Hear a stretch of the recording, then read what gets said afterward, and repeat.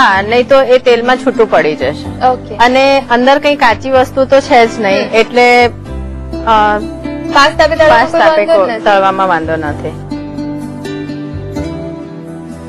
તૈયાર થઈ ગયા છે ને કાઢી લઈશું. હવે આપણે એને સર્વિંગ પ્લેટમાં સર્વ કરી દઈએ.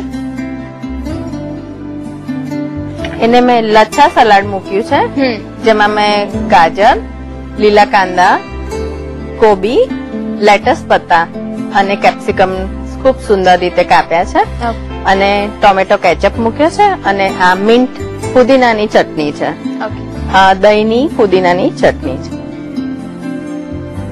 વેજીટેબલ કોર્ન કબાબ તૈયાર છે, અને એને ગરમા ગરમ જ સર્વ કરીશું.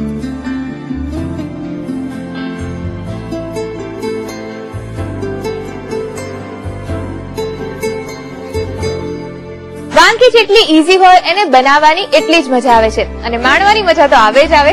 રીત લખી લો. વેજીટેબલ કોર્ન કબાબ બનાવવા માટે જોઈશે મકાઈનો લોટ 1 કપ, કોબીજ, ગાજર, ડુંગળી, બટાકા, વટાણા 2 કપ, પાલક, મેથીની ભાજી અને કોથમીર 1 કપ, આદુ મરચાની પેસ્ટ 2 ટેબલસ્પૂન, લસણ 1 ટેબલસ્પૂન, ખાંડ 2 ટેબલસ્પૂન, પાણી 1/2 કપ, મીઠું સ્વાદ અનુસાર, લીંબુનો રસ 1 ટેબલસ્પૂન, તેલ તળવા માટે, સર્વ કરવા માટે ટોમેટો કેચઅપ, પુદીનાની ચટણી અને સેલેડ.